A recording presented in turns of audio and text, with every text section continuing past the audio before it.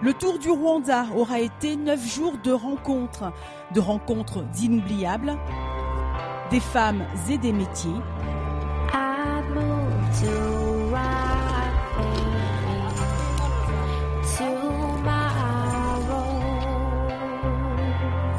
Des hommes et des savoir-faire.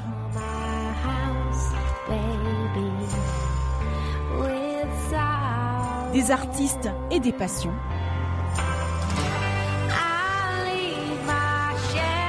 Des cultures, des traditions.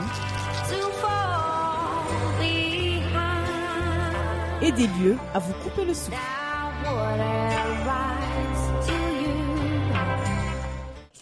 C'est sous les couleurs du Tour du Rwanda 2012 que je vous accueille ici au stade Amahoro de Kigali. Bienvenue à tous sur TV5 Monde. Merci d'avoir été fidèles à ce Tour 2012. Mais avant de se quitter, bien évidemment, vivons la dernière étape.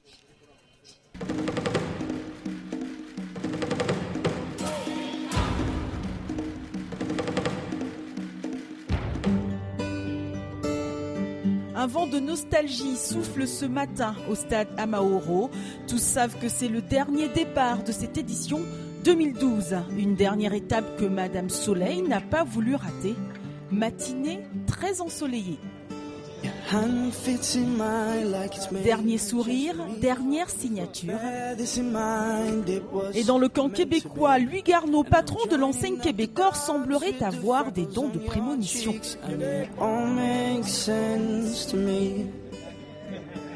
Et pour certains, l'heure est au bilan. Dans le calendrier de l'année, le Tour du Rwanda se déroule tout à fait bien dans le calendrier puisqu'il se situe tout de suite après le Tour du Faso. Et donc c'est la dernière grande épreuve cycliste africaine qui permet ensuite de sélectionner définitivement les équipes pour le Tour du Gabon, la Tropicale Amissa Bongo, qui elle a lieu au mois de janvier évidemment. Et il arrive, Darren Lille, le maillot jaune. Le Sud-Africain a réussi hier un véritable coup de force en repoussant le précédent maillot jaune à plus de 6 minutes au général. Même si Kudus Merahu ne peut plus aller le titiller, il faut tout de même rester concentré car dans le vélo, tout peut arriver. Ils sont 56 à prendre le départ de cette dernière étape, Kigali, 103 km. Après avoir roulé 4 km et demi, les coureurs peuvent prendre le départ réel. Avec au programme 4 sommets à franchir. Paolo Cravanzola de l'équipe Sanofi s'illustre en produisant la première attaque. L'Algérien Reda Benoît suit. Tout comme 2 autres coureurs, Bruno Langlois de Québecor et Christophe Menini de l'équipe Reine Blanche. Ils sont 4 hommes dans le groupe de tête, mais une échappée pas dangereuse pour le maillot jaune puisque le mieux placé au général dans ce groupe, Bruno Langlois, est à plus de 33 minutes du Sud-Africain. Vu cette physionomie, le clan maillot jaune gère tranquillement derrière.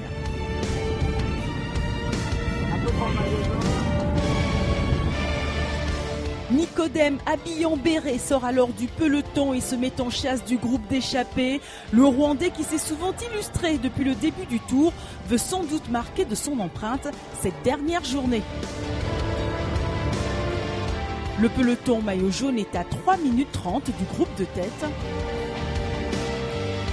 Un groupe de tête que décide de mener le Québécois Bruno Langlois.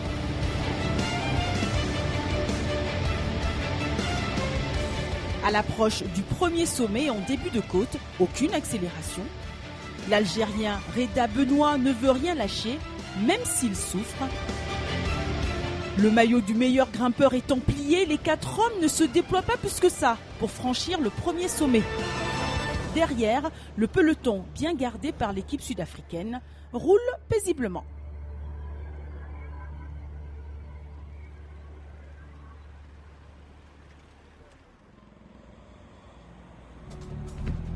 Au 80e kilomètre, ça se bouscule. Le Français Christophe Menini craque, il est lâché. Cravanzola et Benoît tentent de rattraper Bruno Langlois qui est parti seul devant. Ils sont à 50 secondes du Québécois qui compte maintenant 5 minutes 45 sur le peloton. Rien ne semble plus pouvoir l'arrêter. Même pas la route pavée. Bruno Langlois semble facile.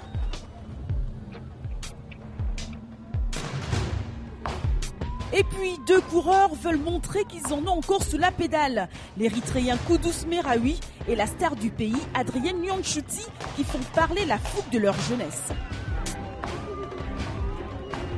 Devant un public plutôt ravi. Bruno Langlois, quant à lui, se bat contre lui-même. Dernière vérification, personne en vue à la dernière ligne droite. Bruno Langlois va franchir la ligne d'arrivée après un long marathon de 103 km. Paolo Cravanzola a réussi à semer Benoît et est deuxième. Darren Lille arrive en 8e position, mais aucun danger. Autant, personne n'aura fait mieux que lui.